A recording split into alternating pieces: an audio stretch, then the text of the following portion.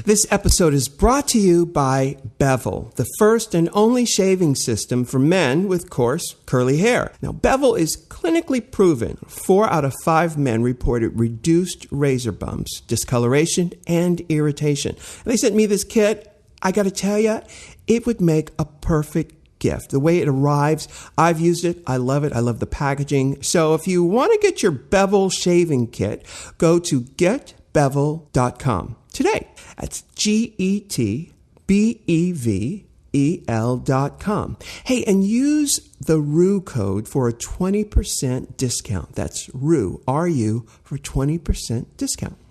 This episode is brought to you by Squarespace. Yes, Squarespace. Now, get started with a free trial at squarespace.com with no credit card required. And when you're ready to purchase a plan, get 10% off with the offer code RU. That's squarespace.com, offer code RU. What do you want? What's the tea? Tell me what's the tea? What's the tea? Tell me what's the tea? What's the tea? Tell me what's the tea? What's the tea? Tell me what's the tea? Hey, it's RuPaul. What's the tea with Michelle Visage? Hey, girl. Hi, Trini girl. Oops. I said it wrong. Hi, Granny girl. Granny girl, that's right. That's right. Yeah, because, I have the song called Tranny Chaser. Yes. Which we're now going to start calling Granny Chaser. Which makes me happy. Which is so hot. Happier than the original. It is so hot because he goes, what's the tea? Go tell me what's the tea? What's the tea? Go tell me what's the tea? There's some Granny Chasers up in here. Welcome to my stratosphere. I love it. I love it. Now, we've got a gorgeous special guest coming up, Mary Lambert, who you guys all know from the Macklemore album, his breakout album called The Heist. Yes. What's the other guy with Macklemore? It's Macklemore and something. I have no idea. Ryan Lewis. Ryan Lewis. Gorgeous kids. He's the cute one, right? They're both cute. See, Macklemore's hot. I like Macklemore. There are certain white people who look like they seem black to me, like Eminem. Well, no, he doesn't seem black to me. But my friend Ari Gold. Yeah, you know Ari Gold. Yeah, of course. You know what? I don't see him as white. I don't know what it is. It's not that he looks black. I don't know. I don't see him as a white person. You see me as white? I see you as white. That's weird. But you know what? I have lived with a white man for the past 20 years. Yeah. I forget that he's white. I think, oh, right, you're white. Do you remember that you're black? No. All right. That's probably why. Listen, I do remember that I'm black, but I tell you one thing. Sometimes I'll look in the mirror and I'll go, oh my God, I've got freckles. Yeah, you have the best freckles ever. I have freckles and I forget. Yeah. Your freckles are the best. My freckles are not the best. Yours are the best. No, your freckles are gorgeous. Your freckles are gorgeous. Mine are like freckles. Yours are like freckles. That's why I love your kind of freckles. And I love freckles on brown skin. Yeah. It's so sexy. Well, really beautiful. I got my freckles when I was in the 5th grade. And who knew I was going to have freckles? They sort of appeared one day and I was like, oh my God. Did you hate them? No, I didn't. I didn't hate them. Because I love the fact that I was different. I was always different. Yeah. I was an always different kid. When I was a little boy, sex wasn't even a part of it. People told me, "Oh, you're a sissy. You're really? You're gay." Yes. How old were you? Let's see. I was probably 5 years old when people. Let me just say something. A lot happened to you in your 5th year of life. Yes, it did. A lot. A lot happened. It was one of those benchmarks where everything was happening all at once. My parents were going crazy. So who will call you sissy? The boys the kids in the neighborhood? The kids in the neighborhood. They said, "Oh, you know what? You're a sissy. You are a sissy." And were you like, "No, I'm not"? No, I didn't. I didn't know what to think. I'm not even sure what that is. And when after that did you start knowing that you were not like the other boys? I knew I was like not just like the other boy. I was not like anybody. I felt like I was an alien that was set down on this planet, and there was some mistake. In fact, around that same time, it was either a Twilight Zone or what's the Rod Sterling? Twilight Zone. What's the other one then? There was the Twilight Zone and there were two at the same time. No idea. Twilight Zone Dragnet and the There were two of the same kind of shows. But there was one episode. Alfred Hitchcock? Nope. I'm sorry. I'm having a senior moment here. But anyone my age knows the two, and they were all at the same time. Night. Oh, is it the one that had like the key and flying? Well, was that Twilight? It doesn't matter. Okay. But there was one episode where they had this girl who was beautiful, like a Marilyn Monroe type, right? Who was going to be transported to another planet. Right. And the planet she was on, everybody thought she was so ugly. That's Twilight Zone. That's that Twilight Zone? And she gets the surgery. Yes, and she's surgery or whatever. And that's the pig people. They're going to do, and they're going to do an exchange with the other planet of people who look like her. Right. So on the way to the plane or whatever, the aircraft, she sees the girl who's replacing her, and she has that sort of pig face like all the people from that planet. And then the beautiful girl is going to this other... You know where I'm going? Does this story make sense? Well, anyway, I felt like... the pig person? I felt like the pig person. I still do. Oink, oink. Yeah. Where I just felt like I was on the wrong planet, and that any day now, my people were going to come and find me and, transport me. How old were you when you came out? And did you ever come out? I never came out. You just were out. I'm still in the closet, Oh, Michelle. okay. Damn it. Thanks a lot, Michelle, Sorry, for I'm outing sorry. me. Damn it. No, I was never in the closet. I never had a chance to be in the closet. Everybody knew. Everybody knew. I reached for the closet door. They were like, no, girl. This closet door got Crisco on it. Your hand gonna slip right off. Don't bother. No, I was never in the closet. In fact, there was never any question of what my sexual orientation was. Yeah. It's interesting to me as a mother to watch kids at like the middle school years, and I can point out the gays, right? I'm like, oh, yep. Hey, girl. Hey, kitty girl. Hey, granny girl. I see you.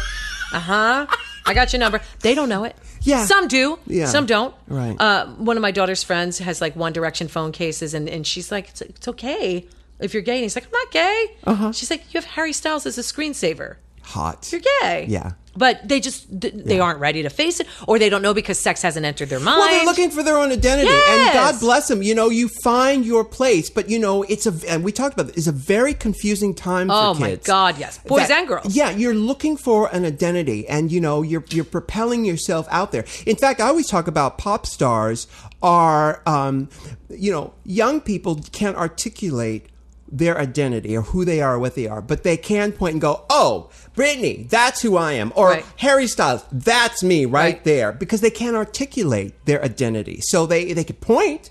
They can go, oh my God, I am so Beyonce, Well, it's easier for the kids these days to come out, though, I think, because of the pioneers, because of the people who paved the ways. The thing about the young kids today is they don't know how hard it was for kids goodness, you're right. your age. Yeah. Now, you were lucky enough that you didn't have to, and your mother was checked out, and your father, who the hell knew? But so for you, it was easy. You were surrounded by sisters who loved you. Yeah, but also, you know what? But you were picked on, too. You know what?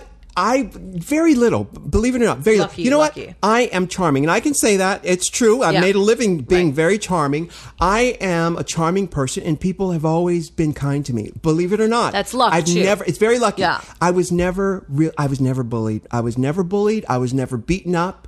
I had my fair share of fights with other boys, but it had nothing to do with me being gay. I got bullied. No, I got bullied so terribly, and I'm Really? not gay. Terribly. Were you a good fighter? I was a great fighter until like high school came, and then I used my comedy. Yeah. And being the funny bitch gets you real far. Right. So someone would come over to you and say, "Hey, you know what, Michelle?" And you say, "Wait, hold on. Can we talk?" Black guy walks into a bar. I got a joke for you. Yeah, really. Pretty much. Really? Wow. I became the class clown, and that worked for me. I was the showboat, so I would always do something really crazy. I called all the teachers by their first names. I would always go singing opera down the hall, thwap people in the face with fruit roll-ups and stick to their cheek. Like, I was annoying, but funny. And I always had a really witty, really snappy, really fast comeback. Yeah. So that was the route that I went to avoid being beat up. But I got beat up through elementary school and middle school. And what changed? I mean, so you developed this comedy routine, and that's what changed? I developed a personality that I wasn't going to stifle any longer. I was always the musical theater kid, but I wasn't going to take it any longer. And so my point is, I was bullied so terribly. And I would tell my mother, and she never took me out of school. She would tell the principal, and there's nothing they could do except take me out of school. Right. The girl would beat me up every day if I didn't bring candy for her. You're kidding. So I would have to go to the store every day with my lunch money. So she was like a candy pimp. You were like She was her a candy pimp, and I was her candy hoe. candy hoe. Oh, I was a candy hoe. Yes, I was. My goodness. Wow. Yeah. So that's what happened. And my point in all this is you don't just have to get bullied because you're gay. So the kids out there that are having, to deal with things coming out and it's there's bullying going on for everything. Yeah. There's always going to be a bully. Sure. And you got to prepare for that. But this is the question, and we've talked about this before. Is there more today than there was back then? Bullies? Or is it, or is it the fact that the media outlets have made this an issue? I don't think there's any more bullies than there were. There was always the Bluto, and there was always the, Spanky or whoever it was in Little Rascals. There was always a bully. Yeah. The only difference is we didn't have to deal with cyberbullying. Right. Which in my head, it's like, why do you even let that bother you? They're not even here.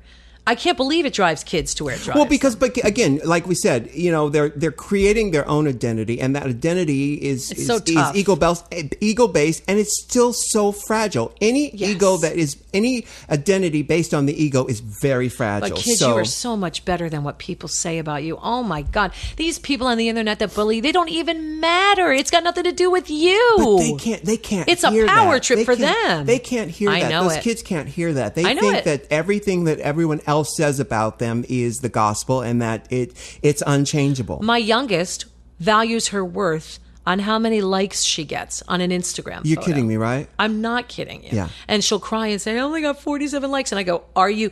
And me being the Virgo, I'm like, are you kidding me right now? Are you serious? Everything that I taught you, you're sitting here crying because you got 47 likes. I get a little tough. Yeah. When I should go, part of me doesn't want to go, honey, it's okay. Right. You got to love you for who you are. Instead, I go, are you kidding me? All these things that I taught you about self-love and acceptance and being an individual, you should not care if you got 1 like on that thing. Mm-hmm. Do you like it? That's all that matters. Can she hear you? No. She can't hear that. I say all that. Mm-hmm. She can't hear it yet. She's 12. Right. So, the point is for all these kids who are coming out, who are getting bullied, and we know how hard it is. We know how hard it is. You got bullied in your own way. I got bullied in a much different way. Yeah, but listen, I learned how to run. I learned how to fast. I knew that my ass was not going to be in that neighborhood for very long anyway. That's it. I knew that. You know what? This sounds egotistic. I knew I was fucking better than that shit. That's and it. I wasn't.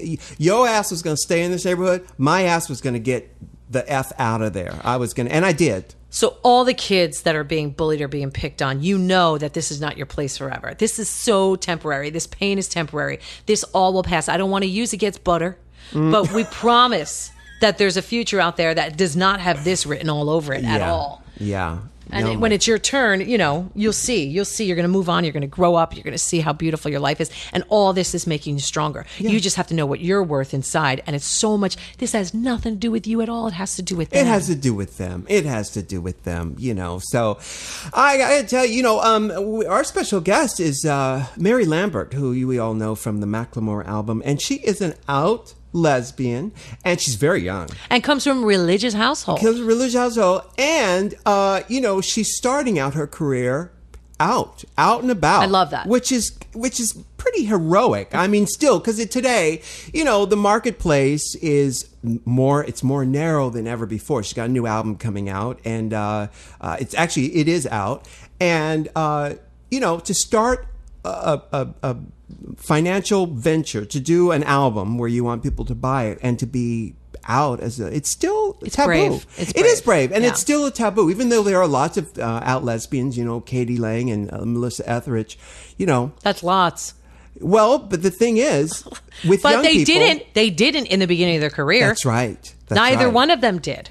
That's right. They didn't start out. They later came out. Correct. Here's someone who's starting out and is saying, this is who I am. But this is why it's so important for all those people that can make a difference. Like, I know it's your individual thing if you want to come out or not. I'm not into outing people. Yeah, it's your own It's up thing. to you, but you don't understand as people that can change the world, how important it is for you to be out. I know that you're like, it's none of their business. I'm private. I get it, Kevin Spacey. But let me tell you something.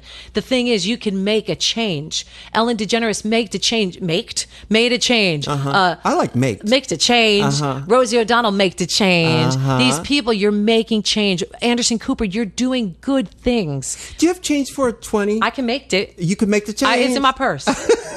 I can make it. Now, wait a minute. But you had this interesting point you bring up, though, because, being an entertainer and being out and about, if you are out as a gay person, yes, a lot of organizations want to co-opt your fame and sort of like glob on because of their agenda. And I understand. Now, I've always been out, but I understand when certain artists don't want to come out because they know that. Do you think it's their responsibility to come out? I don't. Okay. I don't. It's a responsibility to you to be honest to yourself and the people you love. Because that closet area is not fun. It's not cute. But when you do come out, if you want to come out in your entertainment, some people don't want other organizations to make you the face of something, to piggyback their cause onto you, and that's fair enough. Yeah, and they shouldn't. But if you're out and you can do good things for the children's. I'm not talking for an organization to make money. But charity starts at home. Charity starts at home. You do good things for yourself, and then you can give to other people. Correct. But if you're not coming out, how are you going to do good things? Because you're refusing your own identity. Right. It's a very, really weird gray area. I don't believe that it's your social responsibility to come out. No, I'm not going to force you out. I don't either. But if you want to, it can do good things, is my point. But, there's this double-edged sword because, you know what?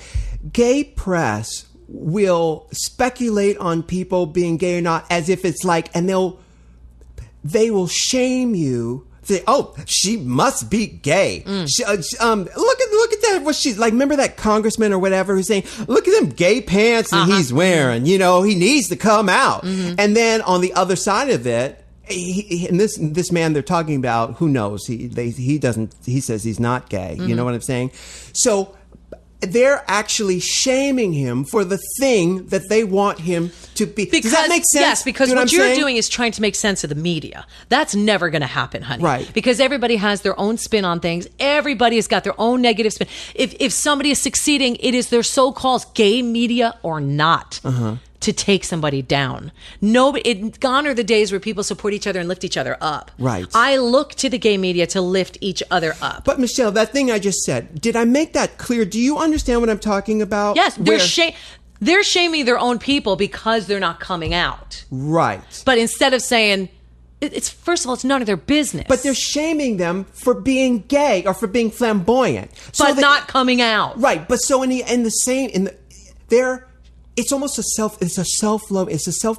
I'm not saying this right. Self-fulfilling prophecy. But it's a shame. But it's a self-loathing thing. Right. Is what it is. Right. Yeah. And it's a really layered thing that we're talking about. It's very layered. Now. It's very layered. It's an onion. But I'm telling you, in the end, if you're able to be in a position of power and come out and be a positive influence and be a bubble and not let those things affect you, it's a really good thing. That's a tall order. That's a very tall order because people want a lot for you when you do come out. Yeah.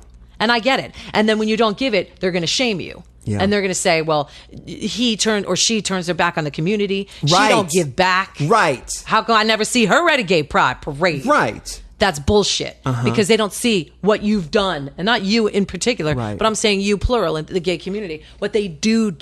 It doesn't have to be what you think they should do. They're still doing it by being out and being vocally out is a big thing that you do for the community. Yeah. So if you can, it's a wonderful thing. If you can't, that's your own life and you're going to live it. But that closet ain't fun. No. It's dark and quiet and lonely up in that piece. Yeah. That's the thing that makes me sad. Well, I'm interested to talk to Mary Lambert. She's from Seattle, and did you ever get that Macklemore album? Did you ever get the Heist? I do have it. Yeah, so good. Yeah, I do. Oh, I just love him. I think he's sexy. He is sexy. And he was smart by coming out with a pop song for the first one. Because my kids are the ones who said, "Did you ever hear Thrift Shop?" And I was like, no. They turned me on to him. Well, his lyrics, it's just so clever and so heartfelt. And that Same Love Song, which is the one that Mary sings was smart on. too. Brilliant. Absolutely brilliant. So I'm excited to He got a lot of flack for that too. He did? There were two sides, yeah. They're like, who is he? Talk about what he don't know.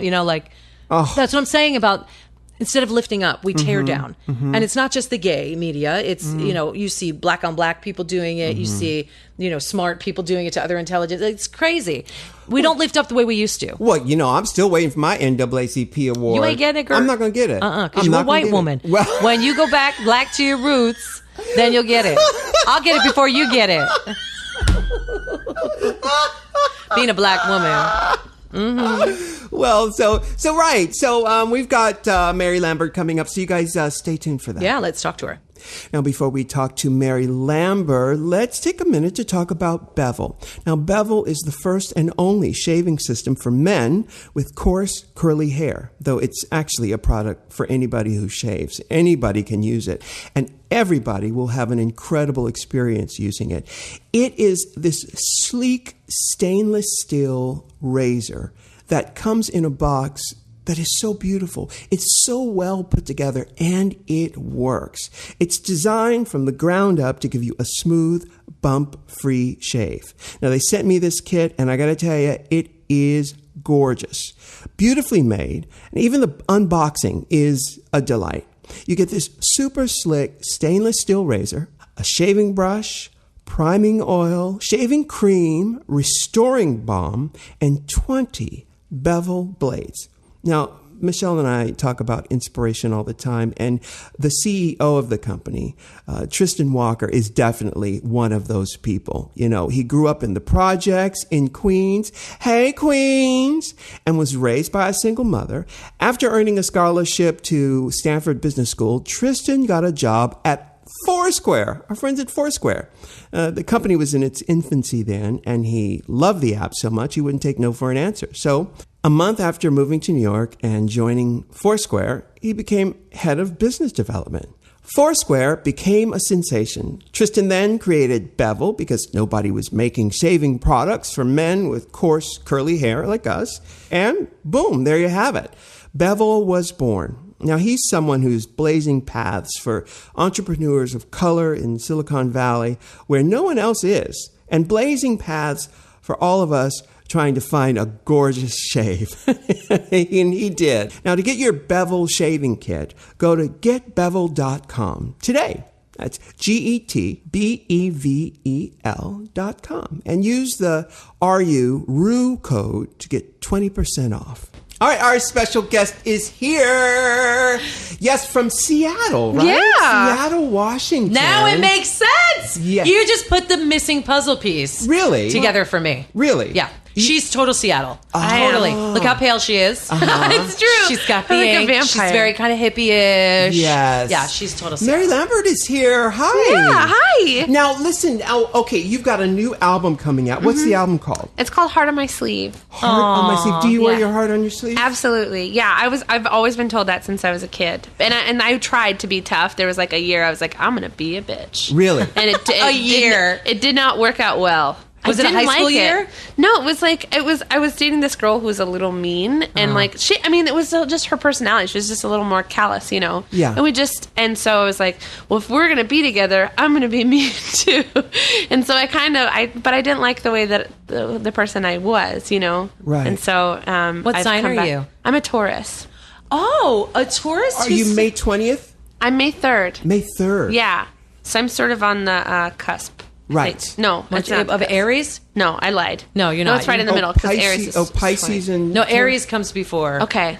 I'm I'm a hardcore Taurus then. Yeah, Taurus. okay. But Taurus is really stubborn. Taurus, I get Taurus 'cause I'm Virgo, so I understand Taurus. Yeah, I told my brother's a Virgo, Yeah. so we're like. But Taurus is really like, they get stuck in their ways. They Yeah, don't like I'm to very move. domestic, but yeah. And so you call the album Heart on My Sleeve. Yes. Because that's what you are. Yeah, I'm really vulnerable at all times because I really love human connection. I like that's what I sort of live for. I when I perform, I kind of get to do that on like a grand scale where I just hug everybody metaphysically with my songs. And but I believe the way to do that is through empathy when you empathize with somebody, and I believe the way to achieve empathy is vulnerability. And to me, that's the core of like what makes a connection beautiful, and that's what makes life worth living, I believe. I agree. But, of course, and the most powerful thing you can do is to be vulnerable. A lot of people don't realize Rue this. and I are very big on vulnerability. Me too. It is, That's you my know, whole thing. But it takes a lot of living to get to the place where you realize how opening up and being vulnerable is the most and surrendering is the most powerful thing you can do. And not just sexually. And not just sexually. No, That's fun. helpful. No, it really has to do with opening up to what the universe's plan is for you, rather than so true. You know, because actually we were just talking about this about a friend of mine who has an idea of what the career should be. Yeah. And a lot of times they get in the way of the natural process. Yeah. of So the what should universe be is happening. throwing these other things at them, and they're going, Absolutely. nope, because it's not the way I see it. Yeah. It's supposed to look like this. Yeah, what are Yeah. you doing? Yeah. I think that there's a balance of both. Like for me, like my goal has always been like 10 Grammys. I want 10 Grammys. And that's not too crazy now, is it? No, it's not asking for too much. No. so, but I totally believe that. I think I'm trying to get to a point where I'm like, I just want whatever is the best, whatever is the way that it's supposed to be, what is the best way that I'm supposed to live. That is lovely. You know? That is perfect because that is why you will get what you need whenever you need it. And not easy to do either. How old are you? No, I'm 25. So you're a baby. Oh, a baby. Imagine being 25 and saying, I'll take whatever the universe. Hell no. We were like, I want this and I want it now. Right. Let me tell you something. I have a little stuffed donkey named Jimmy who I've had Jimmy, and I still sleep with him. You know what? Jimmy's an ass. Jimmy is a real ass. I've had Jimmy since it was Christmas of '86. So I've had Jimmy, and let me tell you something. I've had Jimmy. In more ways than one? He was in the garbage. I got him the night after Christmas. You found him? I found him in the garbage the night after Christmas. You rescued him. I rescued him. He's a rescue. Jimmy he has one eye missing. Jimmy was about 25 years old when I found him. And somebody got rid of him? He was, you know what? He's old news. He's totally From old Christmas. news. Yeah. They got a new donkey. What happened was... That's so sad. There was a sort of Toys for Tots place where you donated old toys to this place. And some homeless person had ripped open this bag that someone had left of old toys, and they were strewn all over the street. So I thought, well, I will pick up one of these for myself It's on a Christmas, rescue. the day after Christmas. So I've had him since then. symbolic. And I'm only saying that because Jimmy's probably 50 years old, and I have stuffed animals older than you. That was the story to get to the line. I loved it. I was like, where are we going? I love it. He's like, you're an ass. Mary, you're a one-eyed ass who was found in the trash. So on the album, did you write all of the songs? I wrote and co-wrote. So, I mean, it was a departure for me because I've always very particular about being, I'm a singer-songwriter. I write all my own stuff. I sing all my own stuff.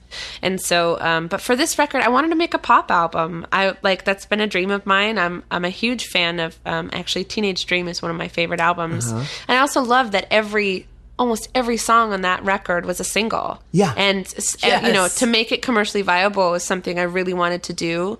And I believed that there was a way I could do it, really consciously, and making sure that the output that I was putting into the world was, I had a pure intention of what I wanted, and being really thoughtful with lyrics, because I believe words are so powerful. Yeah. And in every day, like really thinking critically about what am I trying to communicate?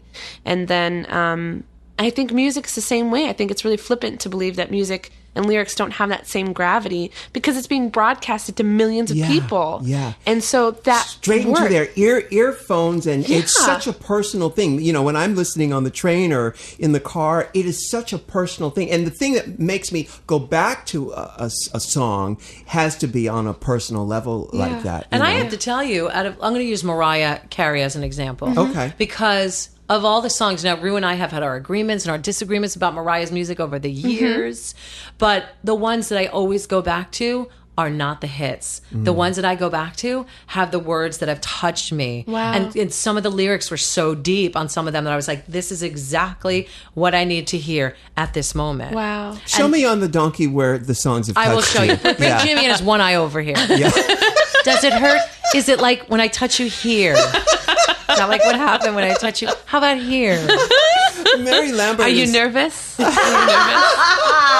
We're we're talking to Mary Lambert. Her new album is called Heart on My Sleeve. Not hard on. I know. Heart on My sleeve. I always like it runs together. I'm like Heart on my sleeve. It's an interesting concept because I love the idea of being vulnerable. Actually, when I was 5 years old, my mother said, Ru, you are too GD sensitive and you reminisce too much. I was 5 years old. And she also shut her door on you at that point in your life. Yes. And went away. Yes. She decided she was going to go underground and just like... Check out. Just check out, Valium, lithium, and say, you know what? I've had enough. Check, please. But I was always super sensitive. And you know what she was doing?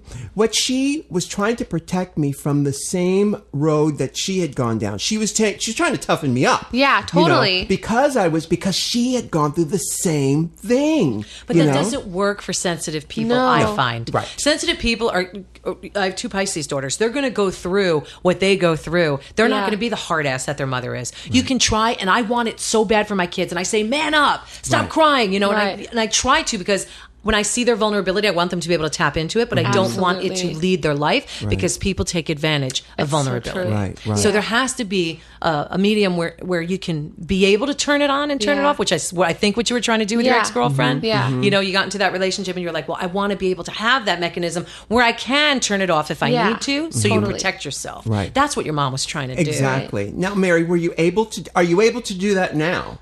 I don't know if I can ever be a total hard ass. Like, it's something that when I was bartending, I got to be kind of tough. Like, I kicked people out. So I've learned to be assertive, but still there's like a sensitivity with the assertion, I think. Yeah, but that's beautiful. Yeah, I feel really good about that. I think there was a long time I lived sort of as a doormat, and I let vulnerability sort of be the, you do whatever you want. Because vulnerability can be turned into victimization. Absolutely. And that's a fine line of pure vulnerability to victim, to lie over. Right. Yeah. Roll on your back, right? But, what's really underneath that? If someone is going to walk over you, is your motivation to not look a certain way? Is it to not ruffle their feathers? Because let's just turn it out. If it's all from a selfish place, like I'm being vulnerable because I don't want you to think of me as, because you're trying to control what some other people think of you, perhaps.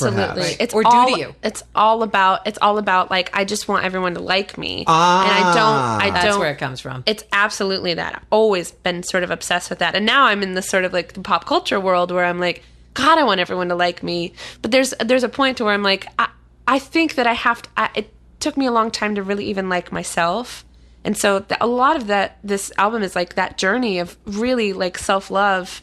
And my last 2 records were sort of like a processing of like finding that and struggling through it. And, it was a hot mess for a long time. And over the last couple of years, I've really, I don't know, I've just felt a lot. I've learned a lot. I feel really confident and I found self-love. That's gorgeous. Sharing that journey is going to help so many kids. We talk about that a lot. Yeah. That self-love journey. Well, I think it's the only game in town. It's the only conversation to really have. Absolutely. It's also the hardest. It is the hardest. Yeah. It is the hardest. So I say so many people spend their time with addictions or trying to get their mind off of or to distract themselves from it. So the songs on the record, you wrote half of the album.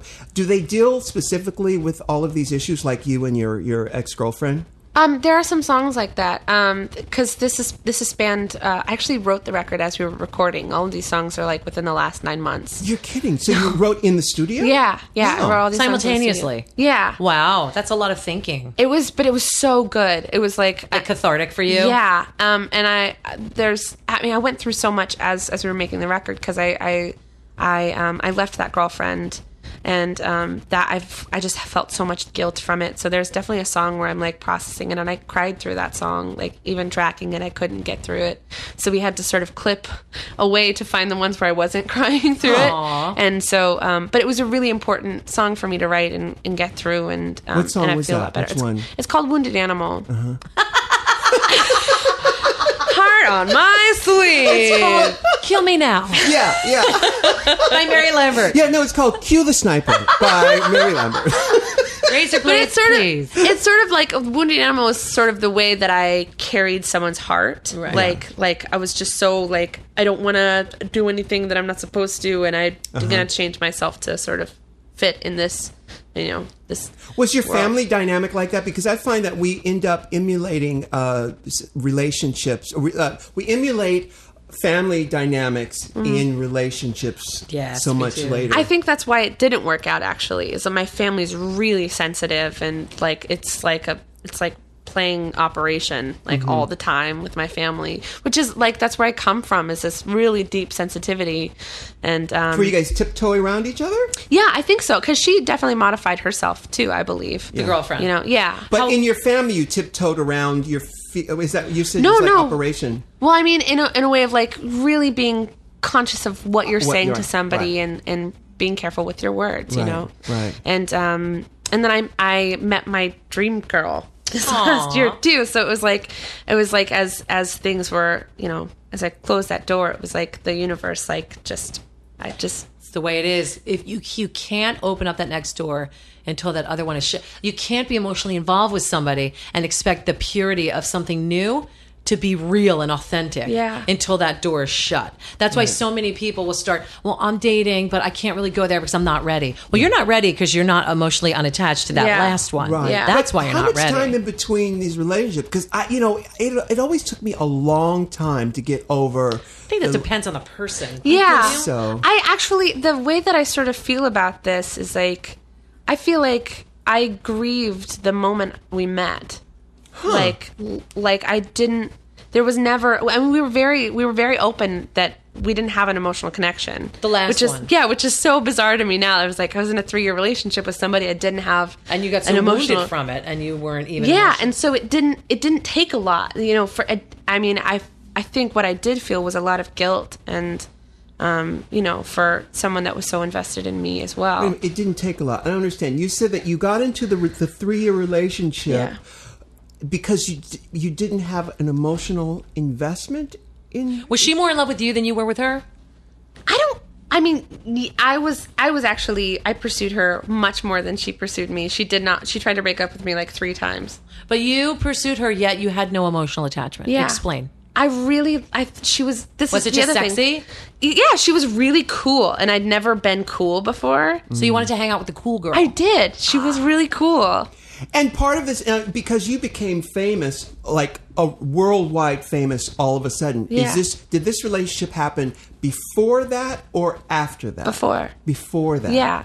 And so there's also an amount of relatability, and I was on the road nonstop, and I got to be really independent, whereas before I was very codependent and didn't, and it made sense, But You were once also I was like 21, Mary. Yeah. You were a freaking baby. Yeah. I know, I was learning a lot. I can't even imagine. Oh, right. We're talking to Mary. But like, what's really nice is like my girlfriend Michelle is she's in the same field. She's a pop singer. Such a good she's name. like, Such a good name. so it's nice to somebody that's like very patient and Is there understanding. It's competition like no, not at all. No, she was on The Voice. Did you ever watch The Voice at all? I did watch The Voice. Michelle Shamuel. Is she the tatted rock chick that She didn't have tattoos. She had the glasses. I have to go back and see it. She's amazing. And she's from Seattle also? She's from Massachusetts. So I moved to So Massachusetts. how did you meet? I emailed her. I wanted From her- The Voice? Yeah, I wanted to do a song with her. I was like, I'm supposed to make music with this person. She's amazing. I love how you say Massachusetts. I can't say that word. You can't say a lot of Massachusetts? words. Massachusetts. Massachusetts. That's so cute. Wait, It's but not Massachusetts. What? It's you Massa? say me.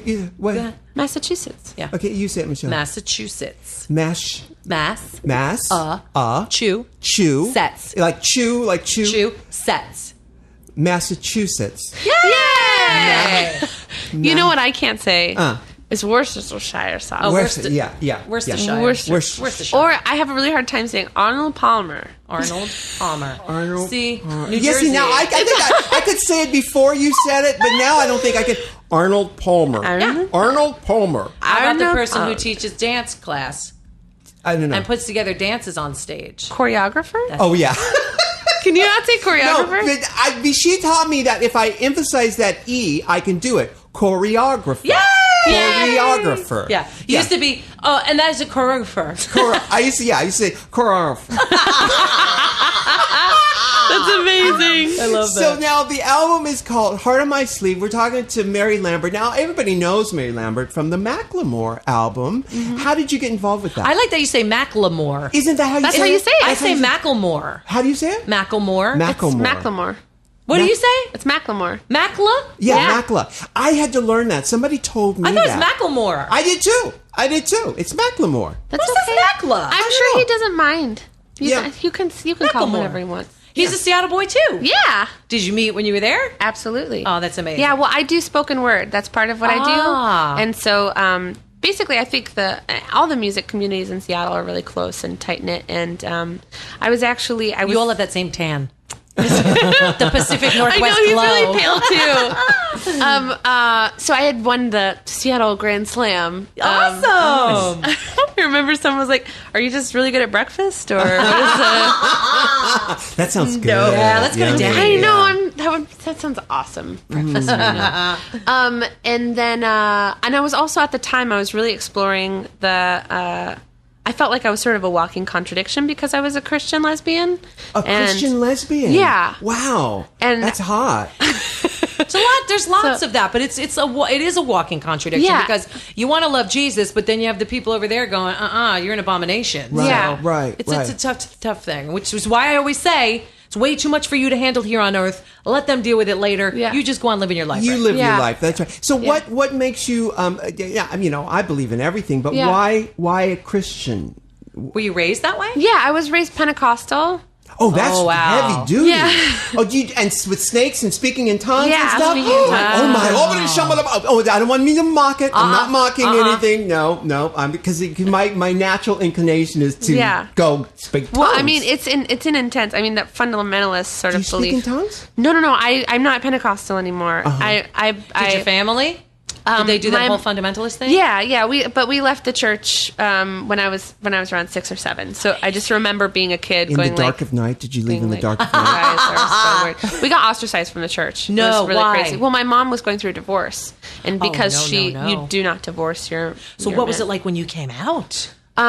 It was okay. Well, I joined the evangelical church, and that was on my own accord. So my mom at that point was like, we're going to do whatever we want to do. And my mom was going to drum circles. So I went through both. Ooh, I went to love both it. extremes. Yeah. Like I've seen both sides of it. And so I was in the evangelical church, which I loved, but it was part of it because I had a crush on the girl. Shut up. You're hilarious. And so, but when you're 17 and you already don't feel like you belong in your own body. Were you out like, at that point? I came out when I was 17. 17. Yeah. And I didn't, everybody was really supportive. My family was very supportive. So lucky. Everyone around me, it wasn't a hurdle for me. But my real struggle was the internal issue of like, am I going to hell? Like I've been taught this my whole life. And so what I decided, because I've always been very sure of myself, was like, well, I'm not going to stop being gay. That's sort of the deal. I've accepted that. But maybe I can repent and I can apologize to God every day. So I woke up in the morning, I would pray and I would apologize and it was like such a mind fuck. Like when you're a kid and you just feel like you're a freak already and you're doing that. And so I got to a point I had attempted suicide when I was in high school and I was like, this is not love. This is not loving. I believe that this relationship and this girl that I have feelings for, that is loving. Yeah. And there's nothing wrong with that. So did you stop apologizing every day at that point? Yeah, I did. And I left the church itself. I still have a spiritual connection. I still feel very close to God, but it's more of an insular experience and more of I believe that religion should be a personal journey. It is. Yeah. Absolutely. So for me, that's what works. Do you have any gospel songs on the record? No, not any gospel You songs. should. Spiritual songs? What's funny about that is I've tried to write gospel and worship songs, and it felt really contrived because it was like I was sitting down to try to prove something almost, and it was the same way I tried to write a gay rights song, and I couldn't it was like this. Neither of these feel like something I need to express. They're just inherent parts of me that I don't have to process. Yeah. So you're at your Grand Slam, you win. Yeah. When's Macklemore? Macklemore. Macklemore come find you? Well, my friend Hollis, and she sings on White Walls on the album. Yeah. So she was good friends with them and was, sort of a sounding board for their record. And they were stuck on this song about gay rights. And they had exercised all of their options, put all their favors in. No one wanted to do the song.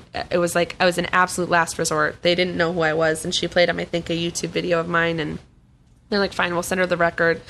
Let's see if she can do anything. So they gave me like 2 hours. And I took a shot of tequila, and I was like, let's get down to business. So I wrote the song in about 2 hours. And then I went in the studio. I met them. They loved it. I recorded it that night. Wow. It happened very quickly. Isn't that funny? Unreal. I love it. Do you have a favorite gospel song? I love how I got over. Do you know that How I Got Over? Were you going into like Mahalia Jackson? Yeah, she did it, but Aretha's done it. It's just my soul looks back in wonder how I got over. Wow, I love it. But a lot of dance music, a lot of Martha Wash, even everybody dance Martha Wash now. is pure gospel. It's pure gospel. Yeah. Totally. Can you sing like that? Are there up tempo songs on the record? I mimic. I think that's what I learned. I grew up in a really poor part of town, and all of my friends could sing like that, and so it was a lot of me. I think she's saying she hung out with black girls. Oh, okay. That's what I think she's saying in a nice politically correct way. I'm very PC. Yeah. Well, the Pentecostal church, talk about the Holy Spirit. They get happy in the Pentecostal church. Totally. Don't they? Yeah. Did they ever have snakes in your church? No. Because down in Arkansas in the Pentecostal, there's a couple places like that, but I know that as far as the modern Pentecostal church, it's less about that and just more about fire and brimstone. Right. And is your mother still involved in the church, or does she go Or is she completely? drunk Is she a circling? biker now? She's Episcopalian, and I really loved being Episcopalian too. So I went through different parts of that. And Mama's a Wiccan. Oh, okay. No, All right. Please. Well, I love the Episcopalian Church also because it's very similar to Catholicism in that there's a lot of ritual, and I love ritual. I love community, and I think there are really beautiful things to church. I just know that it's not right for me. But what's interesting about churches and religions? It's been equated, and I've heard that it's like a raft, that you take a raft over a river to get to the other side. But once you get to the other side, you don't need the raft anymore. But a lot of people like to pick the raft up and carry it on their back once they get to the other side. So at one point, do you feel that you will always be a part of a religion, or do you feel that you'll graduate to another Or does it level? have to be a religion? Can it just be your connection with Jesus or God or whoever? That's how I feel. Yeah. I don't know. I guess I still consider myself a Christian because of my belief systems. Or But, is it because of your connection to your youth? I actually think it's closer to that. It's closer to my upbringing, and I think I'm okay with accepting that. It's like, that's just where I come from, and I know that that's where I come from. But I my girlfriend's Jewish, so it's not. Oh my God, you're all over the place. Yeah, with I love this it. I stuff. love that, though. So love it. beautiful. Yeah. It was great. Mary Lambert's got a new record out. It's called Heart on My Sleeve. Yeah. And you got a gorgeous tattoo Thank there. Talk you. about heart on your sleeve. How long have you had that? Only the full tattoo a year, Yeah. but I Half started. sleeve. Are we going down the full journey? I can't. I'm done. Why? Because it was It was just hurt. so long. This has been about 32 hours of work. Yeah. You have to go like 5 hours at a clip usually. I had it was 8 hours, 9 hours, 5 hours. It was intense. She's got a beautiful floral piece half sleeve on her left arm. It's really beautiful. Like Yeah, hibiscus? Yeah. It's rhododendrons for Seattle. Of course. Oh, I don't know And what then- that means, but okay. It's the state. Do you know your state flower? What's the California state flower? It's the poppy, golden poppy. Is the cute. California state New flower. Jersey state flower is the weed. Oh, the Is it weed. really? Yes. The dandelion weed. No, it's not. It's an armpit. Yeah. So now the record is out. You're doing your storyline. There are like 12 cuts on the record. Yeah, the And Emma Deluxe. So it's up-tempo, ballads. It's all over the place. I mean, there's a lot of really cool moments on the record. I do a cover of Jesse's Girl. Rick Springfield? Yeah. Oh my God, stop. Yeah, but I made it very down tempo and sort of kind of paralleled acousticy? it. Yeah, just piano and strings. Love. Ooh, that And, sounds beautiful. Is Macklemore on this record? Not on this record. Are you guys on the same label? No, he's independent. Right. Yeah, and I'm on Capitol Records. Wow. Oh my God, he's independent. That means he made a bank. But to do that, they were independent, but they had to hire some type of label to get it Or to that next level. Publicist or something, right? Well, yeah, they contracted a lot of people out. I learned so much from being around them for 2 years and just how I want to assemble my team. It was like the best sort of foundation for me to And learn. why did you go with a label then? If you saw how Macklemore did it, it was an independent project, but then I can't remember the term they used, where you farm it out to a label to get on the radio and for to distribution. Promote it. Yes, exactly. Yeah, from 88. Why didn't you do that?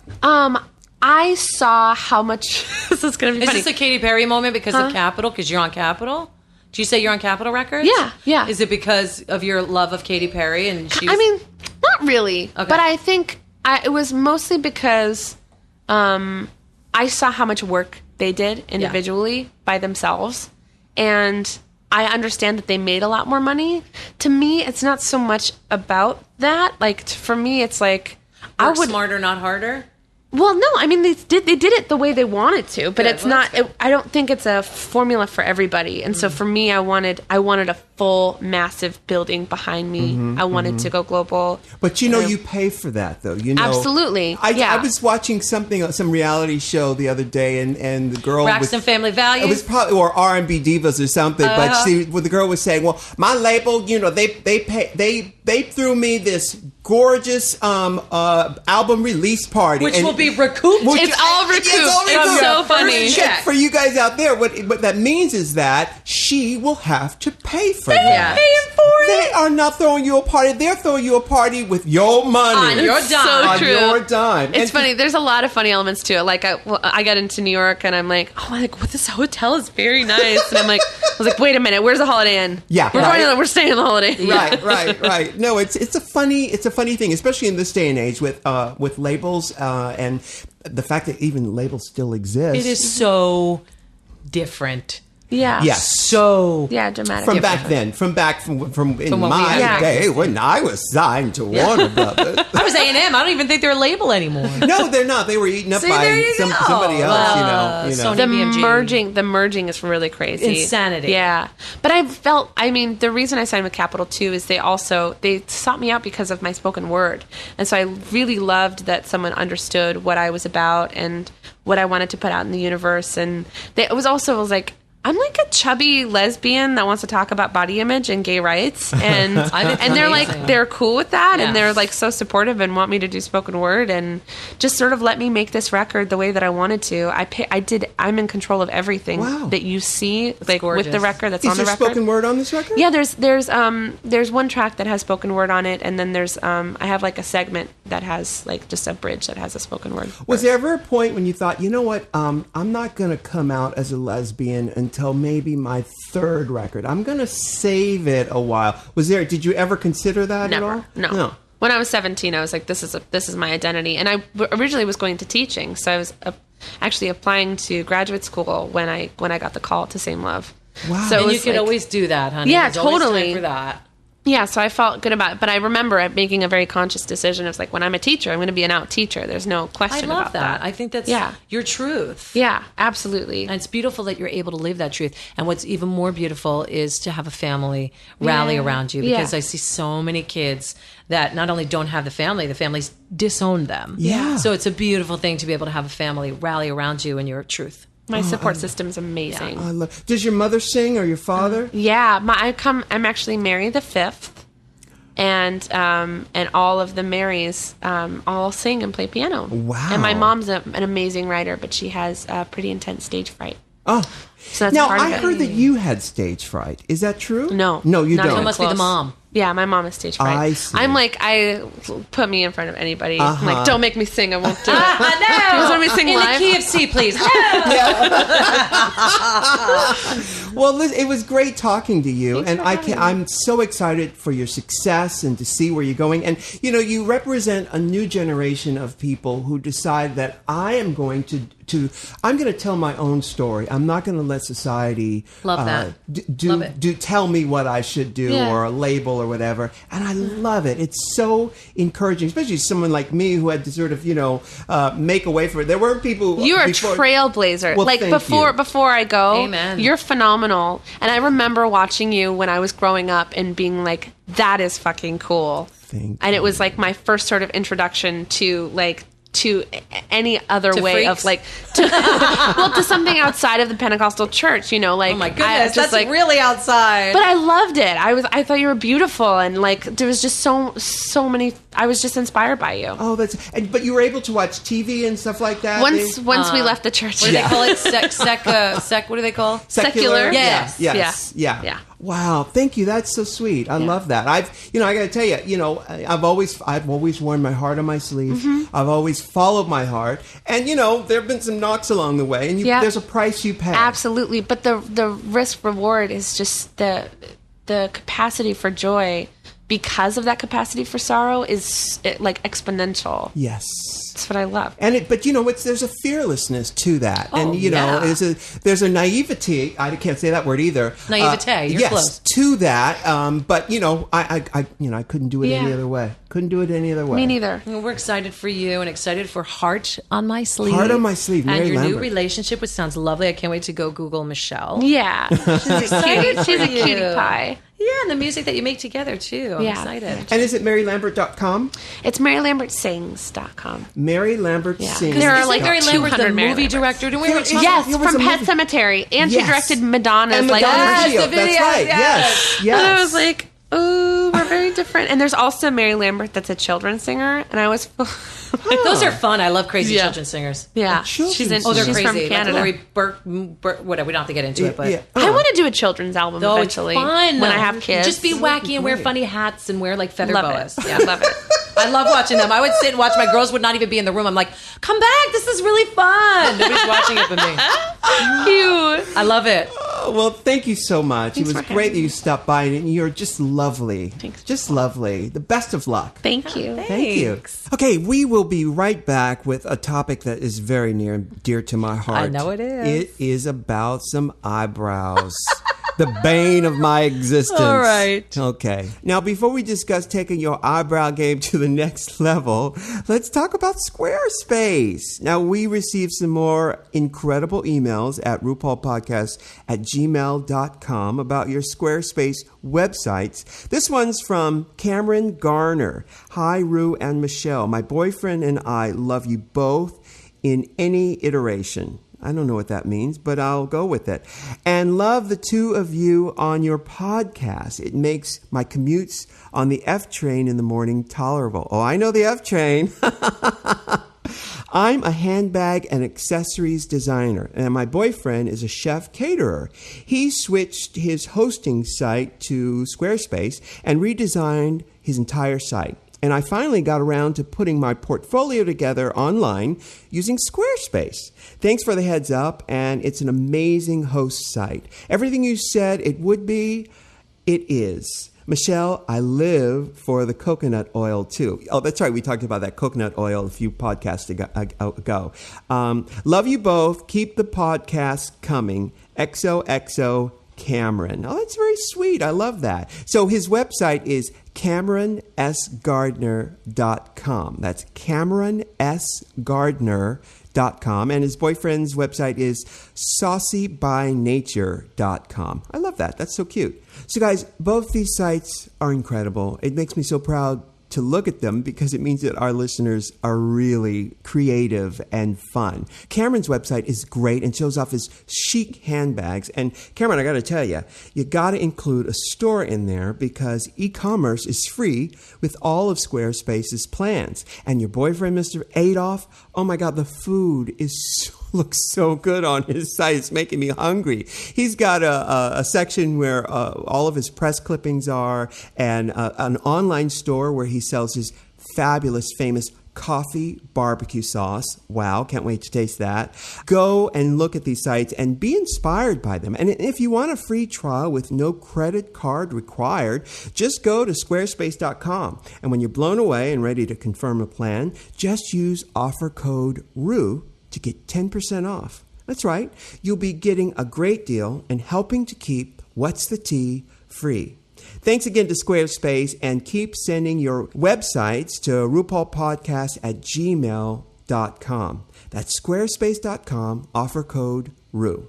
All right, now eyebrows. Now, for years I have shaved my eyebrows off because I don't, I have used that glue stick. A lot of the girls on RuPaul's Drag Race. Oh, they swear by it. Yes. They use the Avery's, the stick. It's like a roll-up stick. Honey, I've seen them use the friggin' purple glue stick. Yeah, that's what it is. It's Avery? It's Avery. Okay. Yeah. And I know that Tammy Brown is a genius at this, but she rubs it on her existing eyebrows and then takes a toothbrush or a little comb or something and then flattens it and slicks it down and then covers it with foundation. Because they don't want to give up their boy brows. They don't want to give their boys' brows up because, quite frankly, I used to love it in my 20s and earlier. You always had no brows. I had no brows, but I would do a smoky eye or line the shelf of my eye with a cold black pencil, and I'd say I'm punk rock, But once you get into your mid-30s, you start to look like a cancer patient. That's the problem. If you don't have eyebrows. So over the years, I've learned how to paint my brows on myself. Like right now, I don't have brows, so I have we went to dinner the other night at Kristen's. And Michelle said, "Oh, no, you could count on Michelle." I said, I like your brows. Yeah, you can count on Michelle to call you out on something. I used this pomade in a different color. It was really dark on my brows that night. And they were very heavy. I liked it, though. They were very heavy that night. But it's very difficult to get your brows on perfectly. It's not an exact science every single time. But here's the thing. When you don't have brows, you get to create them wherever and whenever you want them. Doing a brow, even as a makeup artist, I can tell a good makeup artist by their eyebrow. Yes. I am so particular because eyebrows are my thing because I got that Disney villain thing going on. Yeah, well, they're you know what, you always have really gorgeous. Who does your brows? This Armenian woman named Marietta at a salon called Dr. Berkeley's in Studio City. I found her through Leah Remini in 2002. I will never leave her. Yeah. She's unbelievable. She's an artiste. She doesn't go too thin. She is perfect. How often do you get them done? Probably once a month. Yeah. Depending on where I am in the world. And she doesn't thread. I had a really good threader that did them in Florida too. She waxes and then shapes with tweezers, but she's so good. She's so particular. Yeah. But even with the great eyebrows that I have, it's about the makeup you put on them that it brings them out. And so many people screw up eyebrows. Yeah. They can kill my face. And then when it comes to an eyebrow, it's like, wah, wah. Exactly. But you can always tell a drag queen because they either have no eyebrows or they have a half brow. Just the little sperm part at the beginning. Yeah. I like to shave mine completely off, and Matthew prefers when I just shave them off. And we have done it where I've thinned them out a lot and then put a little bit of glue on there to stick them down and put foundation over it. But when I wrinkle my brow, and I can still do that even though I'm Botoxed to hell, it does this crunchy, crumply type of thing that isn't very good. Right. The downside of shaving them off is that you get them at a certain angle and you can't see the drawn on brow, and it just looks like I have no brow. You know what I mean? Because actually what makes my brow work is the highlighter underneath the brow is what makes it work. Well, he highlights above it. And beneath it. Yeah. So that features that eyebrow. And he does a thing that all the makeup kids know about, which is called ombre. Is that what it's called? Yes. So it's lighter and it goes to darker. Yes. Yeah.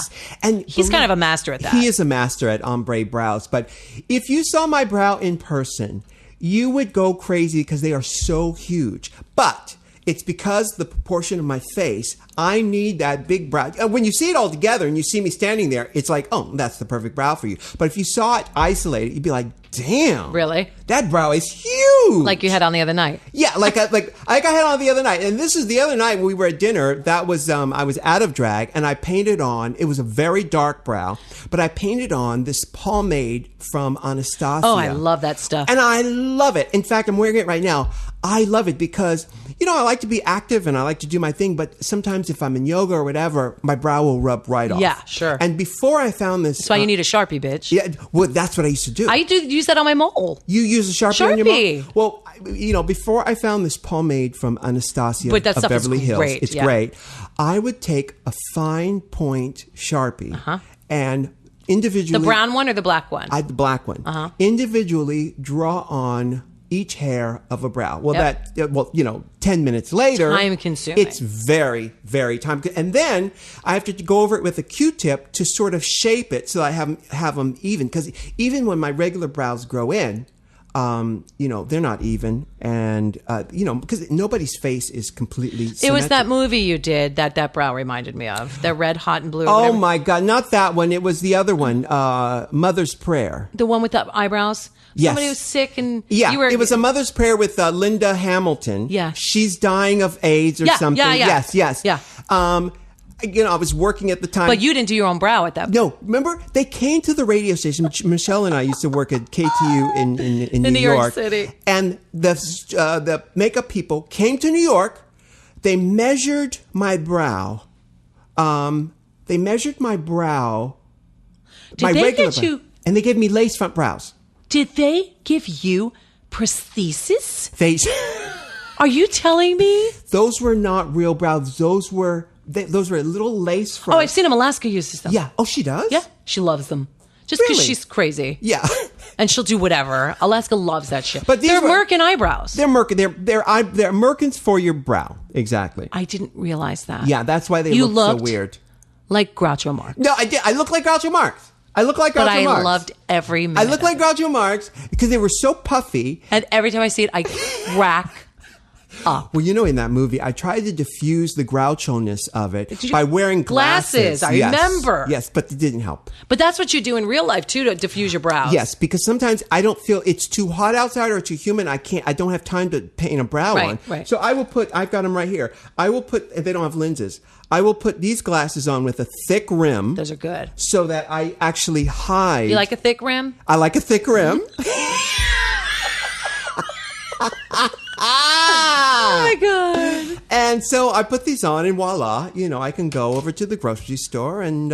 So lesson learned, we love the pomade by Anastasia Beverly Hills. I also love, she has an entire line. First of all of her products are amazing. Yes. And I was so when she was coming out with them, I was like, these are going to suck because she's an eyebrow person. She's not a makeup person, but she's really type A anal and her products are amazing. They are amazing. I'm telling you. But I love her brow gel that looks like mascara, the colored ones. I don't even have to do my brows with them. When my brows are I just throw it on and I get a little bit darker. It's amazing. Yeah. So you can use that stuff if you guys, want to do a bit more, but not so much. No, she's got a whole line of makeup. She's got brow pencils. She's got everything for the brow. But I've been using her foundations for my day male drag look. It's good. She's got these tints that I use with the foundation that warms up my foundation. And they, it's a huge array of colors. Contour book is amazing. That's what it is. It's a contour book. Isn't that amazing? I love it. Yeah. I love it. So there's a travel size one that's worth getting for anybody out there. For the girls out there, that contour book is a must. It's little. It's travel. I think it's got 6.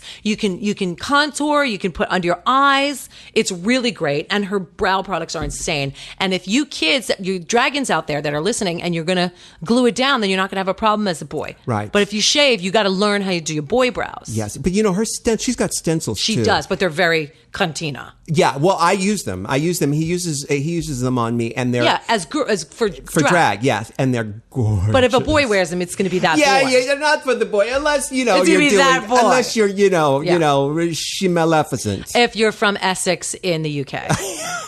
Oh my God, the boy! Remember from the boys from New Jersey in the mid '90s? Oh my God. Are they still doing that? No, I think some of Howard Beach, Queens is doing it. Yeah. Some of Northern New Jersey. Straight boys. They're hardcore Guidos. But hardcore Guidos, sadly, have kind of phased out a little bit. Oh. It makes me sad because that's my life. That's my upbringing. That's everything I dated. Yeah, but they're still doing the hair and they're still doing not that. as much. Oh. Yes, but not as much. They've become more, I don't even know what metrosexual? Yeah, that's the bad word because what's more metrosexual than getting your eyebrows waxed? Thank you. So I think they've just softened a little bit. Mm-hmm. I don't know why.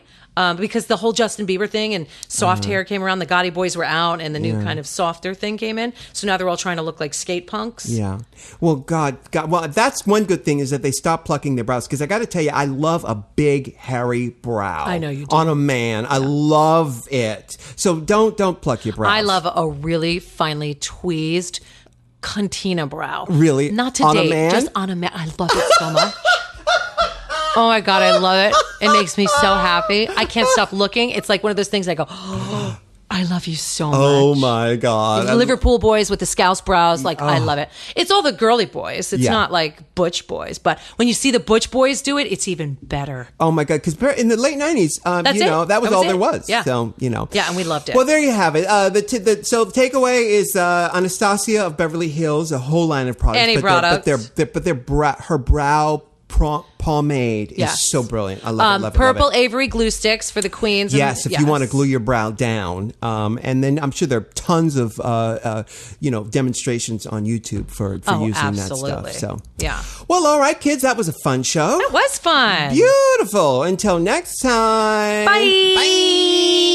Can I get an amen? Can I get an amen? Can't love yourself, how in the hell you gonna love somebody else? Can I get an amen? And don't forget to subscribe on iTunes. If you can't love yourself, how in the hell you gonna love somebody else? Amen.